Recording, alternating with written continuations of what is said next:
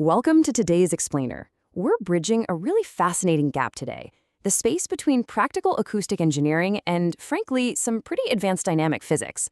You know, we encounter belts and pulleys every single day, whether they're under the hood of our cars, humming in manufacturing plants, or driving heavy machinery. But the actual science of keeping them perfectly tensioned is far more complex than you might think. Today, we're taking a journey from the very practical sounds of a mechanic's garage all the way up to the bleeding-edge theoretical mathematics of academic research.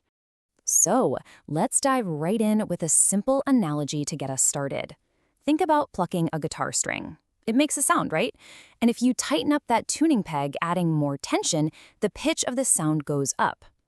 Well, it turns out that this exact same acoustic principle applies to massive industrial power transmission belts. As we scale up from a delicate musical instrument to heavy-duty automotive machinery, the core physics remain remarkably intertwined. Here's our roadmap for this explainer. We're going to start with the basic physics of plucked strings, move into measuring tension with sound and operating the clavis meter, and then we'll completely shift gears to tackle the moving belt problem and belt-pulley contact dynamics.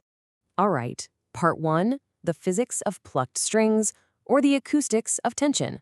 We're starting with that core principle we just talked about. As tension increases on a plucked string, its natural vibration frequency increases right along with it. Now, what's genuinely fascinating here is how this musical concept translates directly into heavy mechanics. In theoretical physics, like string theory, you're often dealing with an ideal string, one that just completely ignores flexural stiffness. But in the real world, a thick rubber or polyurethane power belt has a whole lot of bending stiffness. Plus, unlike your standard guitar string, the sheer mass of an industrial belt plays an absolutely crucial role in the math.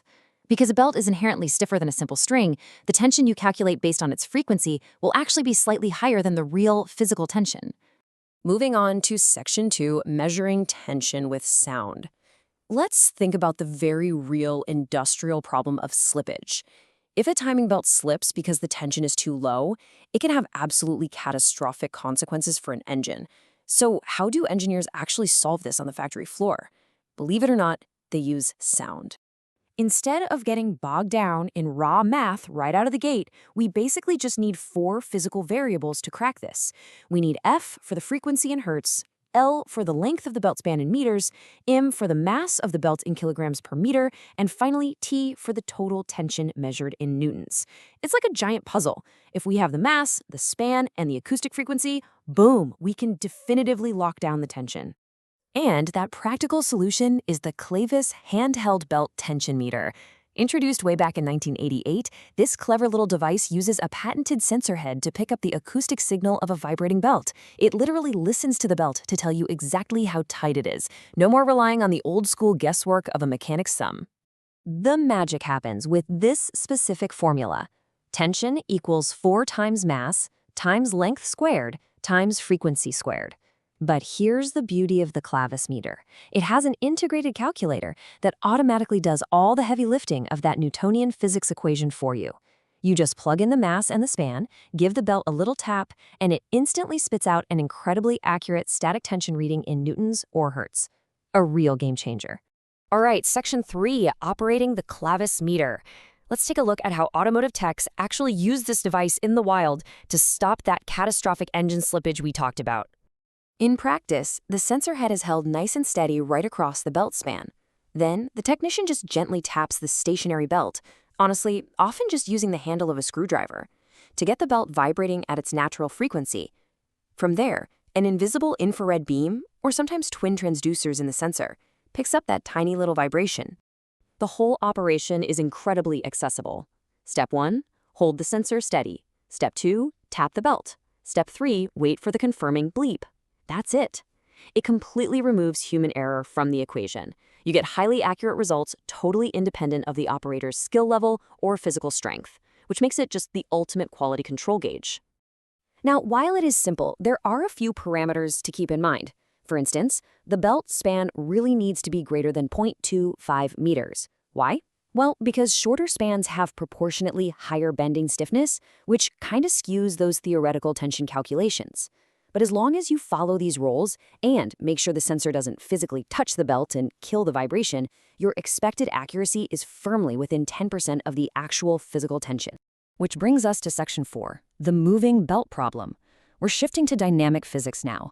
Up to this point, we've only been talking about static, stationary belts. But machines don't sit still, do they?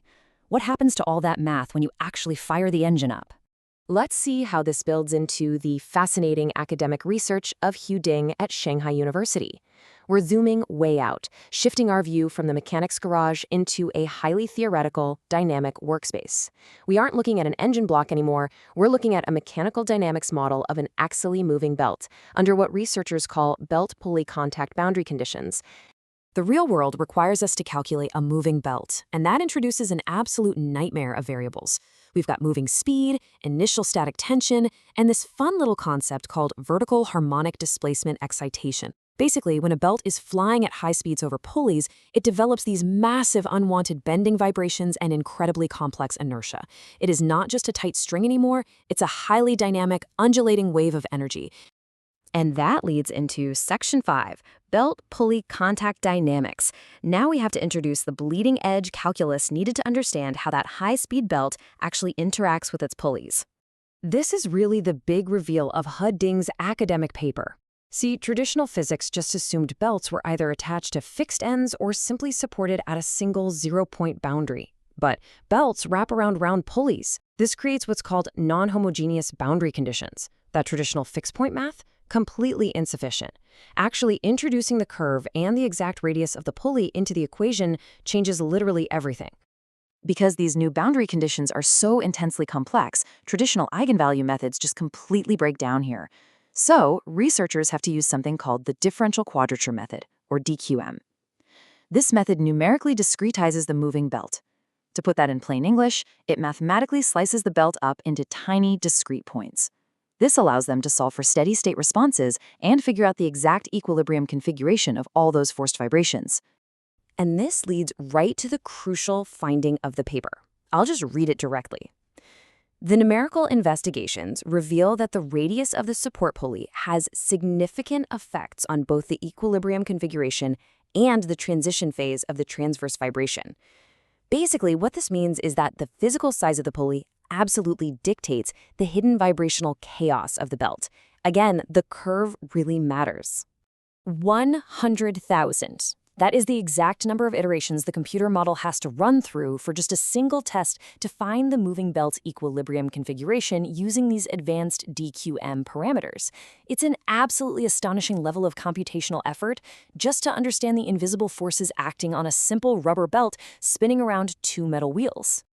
I really hope this explainer leaves you looking at everyday mechanical systems with a brand new perspective, from the simple acoustic top of a clavis meter confirming static tension, all the way to the 100,000 calculus iterations required to understand a belt dynamically moving over a curved pulley.